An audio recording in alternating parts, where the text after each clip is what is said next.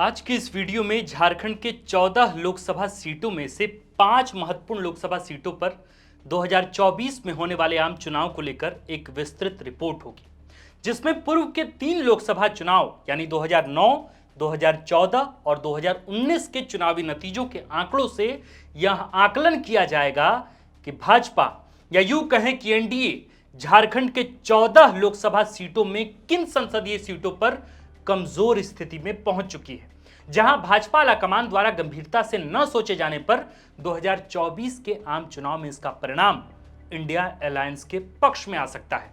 और यह साफ शब्दों में कहें तो उन सीटों पर भाजपा को झटका लग सकता है। झारखंड में लोकसभा की कुल 14 सीटें हैं। 14 संसदीय सीटों में भाजपा का फिलहाल 11 व आजसू का फिलहाल 1 यानी गिरिडीह पर कब्जा है। यानी झारखंड के कुल 14 लोकसभा सीटों में 12 सीटों पर एनडीए काबिज है, जबकि इधर बचे 2 सीटों में एक सीट सिंहभूम कांग्रेस के पास है, तो वहीं राजमहल सीट झामुमो की झोली में है। अभी की स्थिति यह है कि एनडीए का झारखंड के 14 में से 12 लोकसभा सीटों पर दबदबा बरकरार है और इस दबदबे से भाजपा आत्मविश्वास से लबरेज है कि झारखंड में 2024 का आम चुनाव का नतीजा भी भाजपा या यूं कहें कि एनडीए के पक्ष में ही होगा। हाल में जो विपक्षी खेमे में राजनीतिक बदलाव हुए हैं, यूपीए को इंडिया कहा जाने लगा है, कांग्रेस के साथ कई अलायंस एक साथ बीजेपी को हराने की कवायद में जुट चुकी है। ऐसे में कहा जा रहा है कि विपक्षी गठबंधन यानी इंडिया अलायंस की सक्रियता का असर और तमाम विपक्षियों के गठजोड़ का असर झारखंड के 14 लोकसभा सीटों पर भी पड़ेगा। क्या वाकई में ऐसा हो सकता है कि जिस झारखंड के 14 में से 12 सीटों पर एनडीए का कब्जा है, उनके कुछ सीटों में इंडिया गठबंधन के प्रत्याशी को जीत मिल जाए? आज के राजनीतिक विश्लेषण में हम इसी की पड़ताल करेंगे कि क्या आगामी 2024 के लोकसभा चुनाव में इंडिया अलायंस के मजबूती से खड़े होने पर आखिर कितनी संभावना है कि झारखंड में बीजेपी की पकड़ इंडिया अलायंस की वजह से कमजोर पड़ जाए। और जैसा कि हर बार के विश्लेषण में होता आया है कि इस राजनीतिक विश्लेषण में भी हम आंकड़ों के जरिए ही इसकी पड़ताल करेंगे। झारखंड के 5 लोकसभा सीटों पर ही आज का विश्लेषण होगा और अगर आपको यह वीडियो पसंद आए तो बाकी के बचे लोकसभा सीटों का भी विश्लेषण हम जल्द ही द फोर्थ पिलर के पन्ने पर करेंगे। आज का राजनीतिक विश्लेषण शुरू होता है। बात शुरू होती है साल 2009, साल 2014 और साल 2019 के लोकसभा चुनाव के नतीजों से। तभी आंकड़ों के बिना पर यह बारीक समझ बन पाएगी कि झारखंड के 14 लोकसभा सीटों में भाजपा के पाले से कौन सी सीट खिसक सकती है और विपक्ष किन सीटों को लपक सकता है। पहला है धनबाद लोकसभा सीट, जहां से फिलहाल भाजपा के पशुपतिनाथ सिंह सांसद हैं।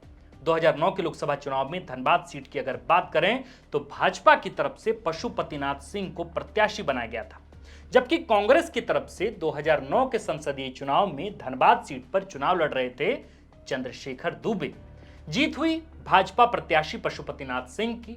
उन्हें कुल वोट हासिल हुए 2,60,521, जबकि कांग्रेस के प्रत्याशी चंद्रशेखर दुबे को वोट हासिल हुए 2,02,474, यानी कुल 58,047 वोट के अंतर से 2009 के लोकसभा चुनाव में धनबाद सीट पर कांग्रेस को भाजपा के पशुपतिनाथ सिंह के हाथों हार का सामना करना पड़ा और भाजपा ने 58,000 से भी अधिक वोट से धनबाद सीट जीत ली। ये तो बात हुई 2009 के धनबाद लोकसभा चुनाव के नतीजों की। अगर 2014 के धनबाद लोकसभा चुनाव के नतीजों को भी हम देखें, तब भाजपा प्रत्याशी पशुपतिनाथ सिंह ने 5,43,491 वोट हासिल की थी, जबकि उसी 2014 के लोकसभा चुनाव में धनबाद सीट पर कांग्रेस के प्रत्याशी अजय कुमार दुबे ने मात्र 2,50,537 वोट ही हासिल कर पाए थे।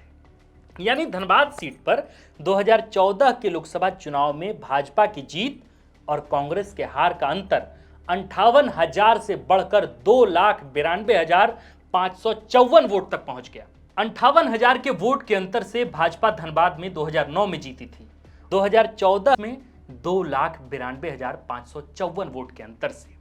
धनबाद के लोकसभा चुनाव के नतीजों की बात करें तो भाजपा प्रत्याशी पशुपतिनाथ सिंह ने रिकॉर्ड तोड़ 8,27,234 वोट हासिल किए, जबकि कांग्रेस प्रत्याशी कीर्ति झा आजाद को मात्र 3,41,000 वोट से ही संतुष्ट होना पड़ा।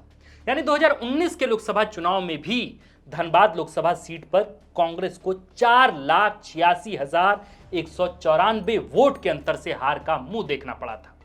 अब अगर धनबाद लोकसभा सीट का तुलनात्मक अध्ययन किया जाए तो साल दर साल धनबाद सीट पर 2009 के लोकसभा चुनाव में कांग्रेस 58,047 वोट से हारी। फिर 2014 के लोकसभा चुनाव में कांग्रेस धनबाद सीट पर 2,92,554 वोट से हारी और 2019 के लोकसभा चुनाव में कांग्रेस धनबाद सीट पर 4,86,194 वोट से हार गई। यानी बीते 3 लोकसभा चुनाव के नतीजों को अगर देखें तो धनबाद सीट पर कांग्रेस के हार का अंतर पिछले 2 बार से लगभग 2 लाख से पार रहा है। इसका मतलब यह हुआ कि धनबाद सीट पर कांग्रेस का संगठन सालों दर साल कमजोर होता जा रहा है और इसलिए कांग्रेस हर लोकसभा चुनाव में लाखों के अंतर से चुनाव हार रही है। हमने आंकड़े बता दिए हैं, जो हमारा काम है। हमारा काम यह बताना बिल्कुल नहीं है कि किस पार्टी की आगामी लोकसभा चुनाव में हार होगी या जीत होगी। अब आप खुद अनुमान लगाइए कि 2024 में धनबाद सीट पर किसके पक्ष में स्थिति मजबूत रहेगी और वहां का सियासी समीकरण क्या होगा। धनबाद के बाद अब बारी है गिरिडीह लोकसभा सीट की। गिरिडीह लोकसभा सीट के सियासी समीकरण में अगर बात की जाए तो साल 2009 के लोकसभा चुनाव में गिरिडीह संसदीय सीट पर भाजपा ने रविंद्र कुमार पांडे को टिकट दिया, जबकि विपक्षी खेमे से झारखंड मुक्ति मोर्चा ने टेकलाल महतो को गिरिडीह सीट पर चुनावी मैदान में उतारा। 2009 के लोकसभा चुनाव में गिरिडीह सीट पर भाजपा प्रत्याशी रविंद्र पांडे को वोट हासिल हुए 2,33,435, जबकि झामुमो प्रत्याशी टेकलाल महतो को वोट मिले 1,38,697, यानी कुल 94,738 वोट के अंतर से गिरिडीह सीट पर भाजपा प्रत्याशी रविंद्र पांडे ने 2009 के लोकसभा चुनाव में विपक्षी झामुमो को पटकनी दी थी। ये तो बात हुई 2009 के गिरिडीह लोकसभा चुनाव के नतीजों की। अगर 2014 के गिरिडीह लोकसभा चुनाव के नतीजों को भी अगर हम देखें तब भी भाजपा प्रत्याशी रविंद्र पांडे ने 3,91,913 वोट हासिल कर चुनाव जीत ली थी, जबकि उसी 2014 के लोकसभा चुनाव में गिरिडीह सीट पर विपक्षी खेमे से झामुमो के प्रत्याशी रहे जगन्नाथ महतो 3,51,600 वोट लाकर चुनाव हार गए थे। यानी गिरिडीह सीट पर 2014 के लोकसभा चुनाव में भाजपा की जीत और विपक्षी झामुमो के हार का अंतर था मात्र 40,313 वोट।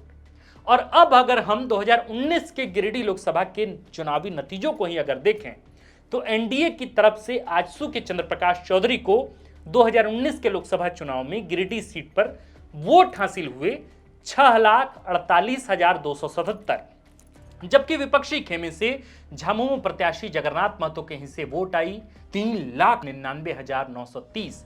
यानी 2019 के लोकसभा चुनाव में गिरिडीह सीट पर भाजपा की जीत और विपक्ष की हार का अंतर रहा 2,48,347। यानी गिरिडीह सीट का भी अगर तुलनात्मक अध्ययन किया जाए तो गिरिडीह सीट पर 2009 के लोकसभा चुनाव में विपक्षी झामुमो 94,738 वोट से हारी। फिर 2014 के लोकसभा चुनाव में विपक्षी झामुमो गिरिडीह सीट पर 40,313 वोट से हारी और 2019 के लोकसभा चुनाव में विपक्ष गिरिडीह सीट पर 2,48,347 वोट के अंतर से भाजपा के हाथों हार गई। यानी गिरिडीह सीट पर भी विपक्ष की हार का अंतर 2 लाख से ऊपर का रहा। अगर 2019 के चुनावी नतीजों को देखें तब हमने गिरिडीह लोकसभा के सियासी आंकड़े आपको बता दिए। अब आप अनुमान लगाइए कि गिरिडीह सीट पर किस पार्टी का परचम अगले चुनाव में बुलंद रह सकता है। धनबाद और गिरिडीह के बाद अब आइए हजारीबाग लोकसभा सीट। हजारीबाग लोकसभा सीट का भी अब सियासी समीकरण देखते हैं। 2009 के लोकसभा चुनाव में हजारीबाग लोकसभा सीट पर भाजपा ने यशवंत सिन्हा को टिकट दिया, जबकि कांग्रेस ने सौरभ नारायण सिंह को चुनावी मैदान में उतारा था।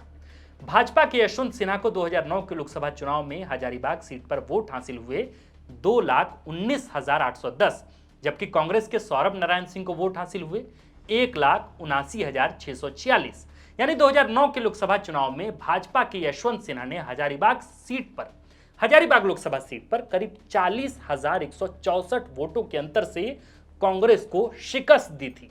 यह तो बात हुई 2009 के हजारीबाग लोकसभा चुनाव के नतीजों की।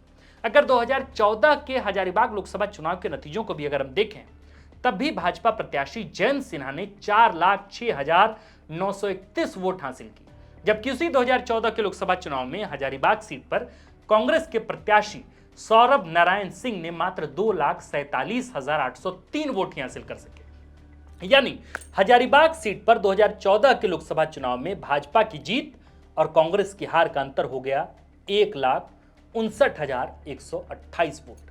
और अब अगर हम 2019 के हजारीबाग लोकसभा के चुनावी नतीजों को ही अगर देखें तो एनडीए की तरफ से बीजेपी के प्रत्याशी जयंत सिन्हा को 2019 के लोकसभा चुनाव में हजारीबाग सीट पर वोट हासिल हुए 7,28,798, जबकि विपक्षी खेमे से कांग्रेस प्रत्याशी गोपाल प्रसाद साहू के हिस्से वोट आई 2,49,250। यानी 2019 के लोकसभा चुनाव में हजारीबाग सीट पर भाजपा की जीत और विपक्ष की हार का अंतर रहा 4,79,548। यानी अगर हम हजारीबाग लोकसभा सीट का तुलनात्मक अध्ययन भी करें तो हजारीबाग सीट पर 2009 के लोकसभा चुनाव में कांग्रेस 40,164 वोट से हारी। फिर 2014 के लोकसभा चुनाव में कांग्रेस हजारीबाग सीट पर 1,59,127 वोट से हारी और 2019 के लोकसभा चुनाव में हजारीबाग सीट पर कांग्रेस भाजपा से 4,79,548 वोट के अंतर से हार गई। यानी हजारीबाग सीट पर भी कांग्रेस की हार के अंतर का ग्राफ भी निरंतर बढ़ता रहा है। धनबाद, गिरिडीह, हजारीबाग के बाद अब गोड्डा लोकसभा सीट का समीकरण समझिए। 2009 के लोकसभा चुनाव में गोड्डा लोकसभा सीट पर भाजपा ने पहली बार निशिकांत दुबे को टिकट दिया, जबकि कांग्रेस ने अपने फायर ब्रांड नेता फुरकान अंसारी को ही चुनावी मैदान में उतारा था। भाजपा के निशिकांत दुबे को 2009 के लोकसभा चुनाव में गोड्डा सीट पर वोट हासिल हुए 1,89,526, जबकि कांग्रेस के फुरकान अंसारी को वोट हासिल हुए 1,83,119।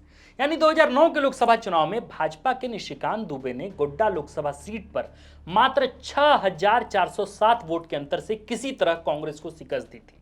सनद रहे कि 2009 का गोड्डा लोकसभा चुनाव वही लोकसभा चुनाव था जहां मुख्यमंत्री हेमंत के बड़े भाई दुर्गा सोरेन ने पार्टी के खिलाफ जाकर चुनाव लड़ा था और उन्हें हार का मुंह भी देखना पड़ा था।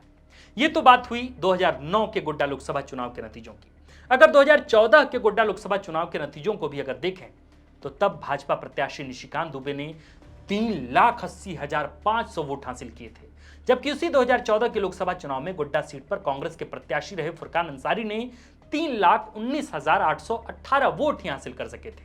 यानी गोड्डा सीट पर 2014 के लोकसभा चुनाव में भाजपा की जीत और कांग्रेस की हार का अंतर सीधे 6,000 से बढ़कर हो गया 60,682 वोट। और अब अगर हम 2019 के गोड्डा लोकसभा के चुनावी नतीजों को ही अगर देखें तो एनडीए की तरफ से बीजेपी के प्रत्याशी निशिकांत दुबे को 2019 के लोकसभा चुनाव में गोड्डा सीट पर वोट हासिल हुए 6,37,610, जबकि विपक्षी खेमे से तब चुनाव लड़ रहे झारखंड विकास मोर्चा के प्रत्याशी प्रदीप यादव के हिस्से वोट आई 4,53,383। यानी 2019 के लोकसभा चुनाव में गोड्डा सीट पर भाजपा की जीत और विपक्ष की हार का अंतर रहा 1,84,227 वोट। यानी तुलनात्मक अध्ययन अगर की जाए तो गोड्डा सीट पर 2009 के लोकसभा चुनाव में विपक्षी कांग्रेस 6,407 वोट से हारी। फिर 2014 के लोकसभा चुनाव में कांग्रेस गोड्डा सीट पर 60,682 वोट से हारी और 2019 के लोकसभा चुनाव में तो अत हो गया भाजपा के निशिकांत दुबे की जीत से तब विपक्षी जेवीएम 1,84,227 वोट से हार गई। यानी गोड्डा में पिछले 3 लोकसभा चुनाव के नतीजों के आंकड़ों को ही अगर देखें तो गोड्डा सीट पर भी विपक्ष की हार का अंतर 1 लाख से भी ऊपर है। हमने 5 लोकसभा सीट के सियासी समीकरण का वादा किया था, तो चलिए अब 5वीं लोकसभा सीट चतरा का भी सियासी समीकरण देख लेते हैं कि आखिर क्या कहता है चतरा का चुनावी आंकड़ा। 2009 के लोकसभा चुनाव में चतरा लोकसभा सीट पर भाजपा की अलायंस रही, तब जदयू ने अपना उम्मीदवार अरुण कुमार यादव को बनाया था, जबकि कांग्रेस ने चतरा सीट पर धीरज प्रसाद साहू को चुनावी मैदान में उतारा था। पर जीत न तब जदयू को मिली और न ही कांग्रेस को। 2009 के लोकसभा चुनाव में चतरा से निर्दलीय उम्मीदवार रहे इंदर सिंह नामधारी ने 1,08,336 वोट लाकर जीत हासिल कर ली थी। खूब बड़ा ही हुआ था। यह वही चतरा है जहां के इतिहास में आज तक चतरावासियों को कोई स्थानीय सांसद नहीं मिला है। इस पर भी द फोर्थ पिलर ने एक वीडियो किया था। बहरहाल ये तो बात हुई 2009 के चतरा लोकसभा चुनाव के नतीजों की। अगर 2014 के चतरा लोकसभा चुनाव के नतीजों को भी अगर हम देखें तब भाजपा प्रत्याशी सुनील कुमार सिंह ने 2,95,862 वोट हासिल की थी, जबकि उसी 2014 के लोकसभा चुनाव में चतरा सीट पर कांग्रेस के प्रत्याशी धीरज प्रसाद साहू ने 1,17,836 वोट ही हासिल कर सके थे। यानी चतरा सीट पर 2014 के लोकसभा चुनाव में भाजपा की जीत और कांग्रेस की हार का अंतर था 1,78,026 वोट। और अब अगर हम 2019 के चतरा लोकसभा के चुनावी नतीजों को ही देखें तो एनडीए की तरफ से बीजेपी के प्रत्याशी रहे सुनील कुमार सिंह को 2019 के लोकसभा चुनाव में चतरा सीट पर वोट हासिल हुए 5,28,077, जबकि विपक्षी खेमे से कांग्रेस के प्रत्याशी मनोज कुमार यादव के हिस्से वोट आई 1,50,206। यानी 2019 के लोकसभा चुनाव में चतरा सीट पर भाजपा की जीत और विपक्षी कांग्रेस की हार का अंतर रहा 3,77,871। यानी तुलनात्मक अध्ययन अगर की जाए तो चतरा सीट पर 2009 के लोकसभा चुनाव में विपक्षी कांग्रेस इंदर सिंह नामधारी से 16,178 वोट से हारी। यह चुनाव तो चलिए दूध भात वाला चुनाव रहा, पर 2014 के लोकसभा चुनाव में कांग्रेस चतरा सीट पर भाजपा से 1,78,026 वोट से हारी और 2019 के लोकसभा चुनाव में भाजपा के सुनील कुमार सिंह की जीत से तब विपक्षी कांग्रेस 3,77,871 वोट से हार गई। यानी चतरा में पिछले 3 लोकसभा चुनाव के नतीजों के आंकड़ों से ही अगर हम परखें या समझें तो चतरा सीट पर भी विपक्षी कांग्रेस की हार का अंतर 3 लाख से पार ही रहा है। अब कंक्लूड करते हैं, बहुत लंबा वीडियो हो गया। धनबाद में कांग्रेस 2019 में 4,86,194 वोट से हारी है और बीते 3 लोकसभा चुनाव से कांग्रेस की हार का अंतर लगातार ही बढ़ता ही जा रहा है। उन आंकड़ों में कोई सुधार नहीं है। गिरिडीह में भी विपक्षी झामुमो एनडीए से 2,48,347 वोट के अंतर से 2019 में चुनाव हार गई। गिरिडीह सीट पर भी भाजपा यूं कहें कि एनडीए से विपक्ष के हार का अंतर बहुत ही बड़ा अंतर है और यह सवाल वाजिब है कि क्या इतने बड़े गैप को इंडिया अलायंस गिरिडीह सीट पर आगामी लोकसभा चुनाव में साध पाएगा। हजारीबाग सीट पर भी कांग्रेस भाजपा से 4,79,548 वोट के अंतर से 2019 में चुनाव हारी है। यानी पिछले चुनाव की स्थिति यह है कि भाजपा से कांटे के टक्कर तक में भी कांग्रेस दूर दूर तक नहीं रही और ऐसा नहीं है कि कांग्रेस हजारीबाग में पहली दफा हारी। पिछले 3 लोकसभा चुनावों में हजारीबाग में भी लगातार कांग्रेस पिछड़ रही है। यहां भी आंकड़ों में कोई सुधार नहीं है। गोड्डा में भी कांग्रेस की स्थिति अब वैसी नहीं रही। 1962 में गोड्डा लोकसभा के अस्तित्व में आने के बाद यही कांग्रेस गोड्डा सीट पर किसी अन्य पार्टी के दावेदारों को अपने इर्द गिर्द भटकने भी नहीं देती थी। वहां भी स्थिति यह है कि भाजपा गोड्डा सीट पर लगातार मजबूत हो रही है। विकास के काम तो हैं ही। और आखिर में 5वां चतरा 2019 के लोकसभा चुनाव में कांग्रेस चतरा सीट पर भी 3,77,871 वोट से हारी है। आगे कांग्रेस या इंडिया अलायंस इन 5 ही सीटों को लेकर क्या संभावित समीकरण बनाती है, यह शेष दिनों में देखना दिलचस्प होगा। पर फिलहाल जो आंकड़े छन कर आ रहे हैं वो यही तला कर रहे हैं कि कांग्रेस भले ही विधानसभा चुनाव में ठीक ठाक पकड़ मजबूत कर ले, अपनी सीट को जीत ले, पर लोकसभा चुनाव में स्थिति बिल्कुल पलट होती है। शायद यही वजह है कि जिन 5 लोकसभा सीटों का हमने जिक्र किया, उन 5 लोकसभा सीटों पर पिछले 3 लोकसभा चुनाव के दरमियान यानी 2009, 2014 और 2019 में लगातार कांग्रेस लाखों वोट से हारती रही है। सवाल यह है कि प्रदेश के कांग्रेस नेता करते क्या हैं? क्या उनकी सक्रियता उन इलाकों में, उन क्षेत्रों में उतनी नहीं रहती है जितनी होनी चाहिए? क्या संगठन इस सवाल को बेहतर तरीके से महसूस नहीं कर पा रहा कि विधानसभा के मुद्दे अलग होते हैं और लोकसभा के मुद्दे अलग? और इसी तरीके से संगठन को तैयार करना होगा कि लोकसभा में पार्टियां जीते। परिस्थिति कांग्रेस के पक्ष में हमेशा निराशाजनक ही रह रही है। जब से मोदी की लहर रही 2014, उसके बाद अगर आप ग्राफ देखेंगे इन 5 लोकसभा सीटों का जिसका हमने जिक्र किया है, वहां स्थिति कांग्रेस के पक्ष में एकदम खराब होती दिख रही है। भाजपा क्लीन स्वीप करती है, कभी 1 लाख वोट से, कभी 1.5 लाख वोट से, कभी 2 लाख वोट से। ऐसे में एक बड़ा सवाल है कि जिस यूपीए को इंडिया अलायंस का नाम दिया गया है, वो इंडिया अलायंस आखिर इन 5 लोकसभा सीटों पर क्या कर पाएगी? क्या वहां राहुल गांधी, सोनिया गांधी, प्रियंका गांधी और इसके साथ साथ इस पूरे अलायंस के बड़े कद्दा और नेताओं की सक्रियता होगी, या सिर्फ दिल्ली में बैठकर फाइलें तैयार होंगी, दावेदार आएंगे, उनके नामों को लेकर टिकट बटेगा और चुनाव निपट जाएगा? ये तमाम सवाल हैं। इन तमाम सवालों के साथ आज हमने अपनी बात यानी रिपोर्ट आंकड़ों के लिहाज से बात आप तक पहुंचाई है। अगर आपको लगता है कि ये वीडियो अच्छा है, आपको पसंद आया, आंकड़ों के लिहाज से हमने 3 आंकड़े दिए हैं 3 अलग अलग लोकसभा चुनाव के, इन आंकड़ों की मदद से अगर आपको समझने में सहूलियत हुई इन 5 लोकसभा को, तो इंतहाई अदब के साथ दरखास्त है कि इस वीडियो को अन्य लोगों तक शेयर करें। बाकी हमारा पन्ना नया है, आप चाहें तो हमारे इस पन्ने को लाइक, शेयर और सब्सक्राइब कर ही सकते हैं। बाकी हमारा और आपका प्यार संबंध निरंतर बरकरार है। हमारा नाम है आकाश और आप देख रहे थे द फोर्थ पिलर .न्यूज़। शुक्रिया। अगर आप चाहते हैं कि हमारे वीडियोस का नोटिफिकेशन आपको बिना देरी के मिलता रहे, तो आप इस चैनल को फॉलो और सब्सक्राइब जरूर कर लें। बाकी आप हमारे काम को लेकर कोई सुझाव हमें देना चाहते हो तो कमेंट बॉक्स में आप सादर आमंत्रित हैं। इसके अलावा हमारे वीडियोस आपको अलग अलग ठिकानों जैसे फेसबुक, इंस्टाग्राम, ट्विटर पर भी देखने को मिलेंगे, जिसके लिंक डिस्क्रिप्शन में डाल दिए गए हैं। शुक्रिया।